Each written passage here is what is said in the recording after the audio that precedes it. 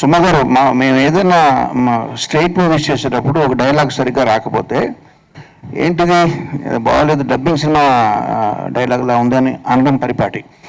అంటే డబ్బింగ్ సినిమానికి మేము ఇచ్చే స్టేటస్ అది. అట్లాంటి ఫస్ట్ టైం ఒక డబ్బింగ్ సినిమా స్ట్రైట్ సినిమా కన్నా బాగోవడం జరిగింది. ఆద్యంతో నాకు బాగా నచ్చింది, మ్యూజిక్ బాగుంది, అందరి పెర్ఫార్మెన్స్లు బాగున్నాయి, డైరెక్షన్ బాగుంది. ఇట్లాంటి సినిమాలు మనం తెలుగులో చాలా చూసాం ఇదివరకు. అయితే వాటికి దీనికి తేడా ఏంటంటే తెలుగు సినిమాలో క్యాకఫోనీ ఉంటుంది, అంటే గోల ఎక్కువ ఉంటుంది. దీంట్లో కూడా ఎక్కడ గ్యాప్ లేకుండా డైలాగ్స్ ఉన్నాయి, కానీ ఎక్కడ నేను గోలగా ఫీల్ అవ్వలేదు. సో സ്പെഷ്യൽగా నేను അഭിനന്ദിച്ചു కాబట్టి మిక్సింగ్ ఎవరు సార్ దీనికి?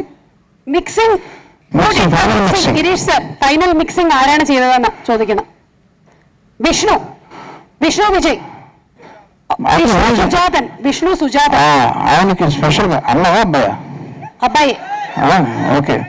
సో తనకి స్పెషల్గా లేడీస్ ఆണോ జెంట్స్ ఆണോ ചോദിക്കാം. Mail mail mail mail mail okay. ఆయనకి నాకు స్పెషల్గా నేను కంగ్రాచులేషన్ చెప్పాలి, ఎందుకంటే అంత అద్భుతమైన మిక్సింగ్ ఈ మధ్యకాలం చూడలేదు. ఎక్కడ పీస్ఫుల్గా ఉంది, అందరూ నవ్వుతూ ఉన్నారు, హాయిగా ఎంజాయ్ చేస్తాం సినిమా. కార్తికేయ సరిగ్గా సంవత్సరం క్రితం ఇదే రోజు మీకు థ్యాంక్స్ చెప్పాను, ఇప్పుడేమో కంగ్రాచులేషన్స్ చెప్తున్నాను. సో మార్చి 12వ తారీఖుకి మీకు ఏదో అరుణాచల సంబంధం ఉంది. All the best for future projects and congratulation to the team.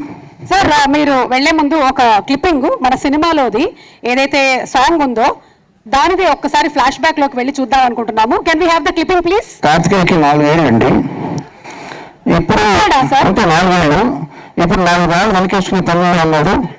చాలా సంతోషంగా ప్రయోజకుడు అయ్యాడు. Thank you so much sir. మరొకసారి మీ పాటని కూడా ఈ సినిమా ద్వారా